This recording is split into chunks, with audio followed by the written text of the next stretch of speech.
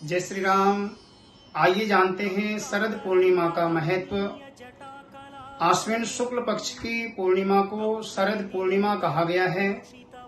इस दिन भगवान श्री कृष्ण जी ने जमुना जी के किनारे अपनी बांसुरी बजाई थी। पूर्ण कलाओं से चंद्रमा खिले हुए थे।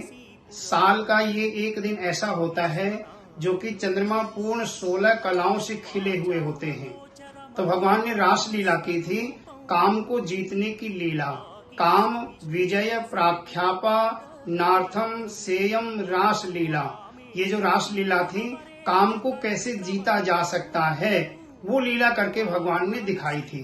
दूसरा, शरद पूर्णिमा का जो विशेष महत्व है वो है खीर बना करके चंद्रमा की रोशनी में खीर रखना और सुबह उस खीर को खाना।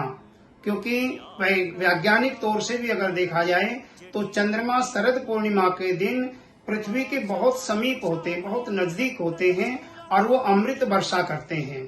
जब हम आसमान में खीर रख देते हैं तो चंद्रमा की रोशनी से अमृत वर्षा होती है और वो अमृत खीर में गिरता है। फिर घर के लोग जब उस खीर का पान करते हैं तो शरीर से रोग समाप्त हो जाते हैं, हमें आरोग्यता प्राप्त हुआ करती है। माँ लक्ष्मी का पूजन इस दिन जरूर करना चाहिए और ब्रह्मा जी का पूजन भी इस दिन किया जाता है। इसको नक्त व्रत भी कहा जाता है।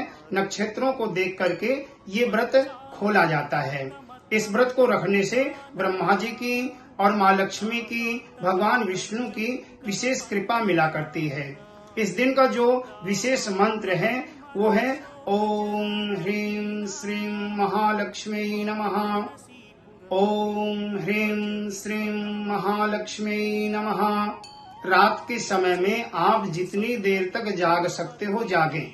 माँ लक्ष्मी का स्मरण करते हुए इस मंत्र का जाप करें विषम संख्या में, 1, 3, 5, 7, 11, जितनी मतलब मालाएं आप ज्यादा से ज्यादा कर सकते हैं उतनी मालाएं करेंगे। क्योंकि शरद पूर्णिमा के दिन थोड़ा किया हुआ दान, थोड़ा किया हुआ जाप अनंत फल देने वाला हो जाया करता है।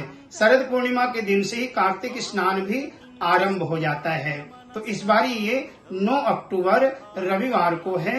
9 अक्टूबर रविवार से कार्तिक मास का महीना भी आरंभ हो जाएगा, कार्तिक स्नान भी आरंभ हो जाएगा और पूरे महीने कार्तिक में स्नान करना चाहिए। सुबह आप ब्रह्म मुहूर्त में जल्दी उठें, पानी में थोड़ा सा गंगा जल डाल करके हर हर गंगे कहते हुए पूरे कार्तिक आप स्नान करें। हो सके तो ठंडे जल से ही नहाएं। अगर ठंडे जल से नहीं नहा सकते हैं, हल्का सा गुनगुना भी आप कर सकते हैं। सुबह ब्रह्म मुहूर्त में नहाएं, क्योंकि जल में देवताओं का निवास होता है पूरे कार्तिक के महीने में। तो आप लोग इस बारी याद रखें, कार्तिक का महीना आपको स्नान करना है। सुबह अपने आसपास के मंदिर में जाकर के कार्तिक महात्म्य की कथा सुने। सुबह सुबह आप हवन करें तो इसका पूरा लाभ आपको मिलेगा। जय श्री राम।